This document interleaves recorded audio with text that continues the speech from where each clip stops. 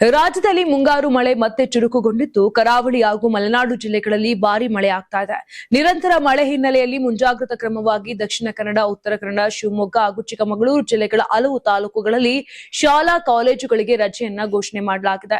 ದಕ್ಷಿಣ ಕನ್ನಡ ಜಿಲ್ಲೆಯಲ್ಲಿ ಮಳೆಯ ಅಬ್ಬರ ಮುಂದುವರೆದಿದ್ದು ಮಂಗಳೂರು, ಉಳ್ಳಾಲ, ಮೂಡುಬಿದ್ರೆ, ಮೂಲ್ಕಿ ಹಾಗೂ ಬಂಟ್ವಾಳ ತಾಲೂಕುಗಳ ಅಂಗನವಾಡಿ, ಪ್ರಾಥಮಿಕ ಮತ್ತು ಪ್ರೌಢಶಾಲೆಗಳಿಗೆ ರಜೆ ಘೋಷಣೆ ಮಾಡಲಾಗಿದೆ. ಇದರ ಜೊತೆಗೆ ಬೆಳ್ತಂಗಡಿ, ಪುತ್ತೂರು, ಕಡಬ ಹಾಗೂ ಸುಳ್ಯ ತಾಲೂಕುಗಳ ಶಾಲಾ ಕಾಲೇಜುಗಳಿಗೂ ರಜೆ ನೀಡಲಾಗಿದೆ. ಮುಂಜಾಗ್ರತಾ ಕ್ರಮವಾಗಿ ದಕ್ಷಿಣ ಕನ್ನಡ ಜಿಲ್ಲಾಧಿಕಾರಿ ದರ್ಶನ್ ಎಚ್ವಿ ರಜೆಯನ್ನ ಘೋಷಿಸಿ ಆದೇಶ ಹೊರಡಿಸಿದ್ದಾರೆ. ಇನ್ನು ಉತ್ತರ ಕನ್ನಡ ಜಿಲ್ಲೆಯಲ್ಲೂ ಮುಂಗಾರು ಆರ್ಭಟ ಜೋರಾಗಿದೆ. ಜಿಲ್ಲೆಯಲ್ಲಿ ಹವಾಮಾನ ಇಲಾಖೆ ಆರೆಂಜ್ ಅಲರ್ಟ್ ಘೋಷಿಸಿರುವ ಹಿನ್ನೆಲೆ ದಾಂಡೇಲಿ ಮತ್ತು ಜೋಯಿಡಾ ತಾಲೂಕುಗಳ ಅಂಗನವಾಡಿ ಮತ್ತು ಶಾಲೆಗಳಿಗೆ ರಜೆಯನ್ನ ನೀಡಲಾಗಿದೆ. ಅಂಗನವಾಡಿಯಿಂದ ಪ್ರೌಢಶಾಲೆಯವರೆಗೆ ರಜೆ ಘೋಷಿಸಿ ಜಿಲ್ಲಾಧಿಕಾರಿ ಲಕ್ಷ್ಮೀಪ್ರಿಯ ಆದೇಶವನ್ನ ಹೊರಡಿಸಿದ್ದಾರೆ.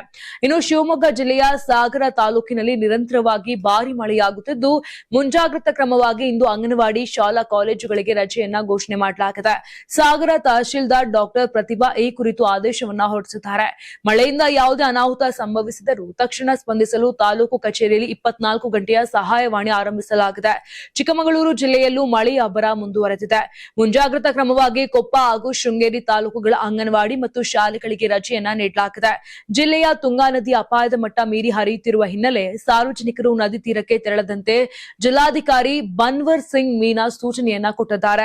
ಇನ್ನು ನಿರಂತರ ಮಳೆಯಿಂದ ಗುಡ್ಡಗಾಡು ಪ್ರದೇಶಗಳಲ್ಲಿ ಭೂಕುಸಿತದ ಆತಂಕವೂ ಎದುರಾಗಿದೆ.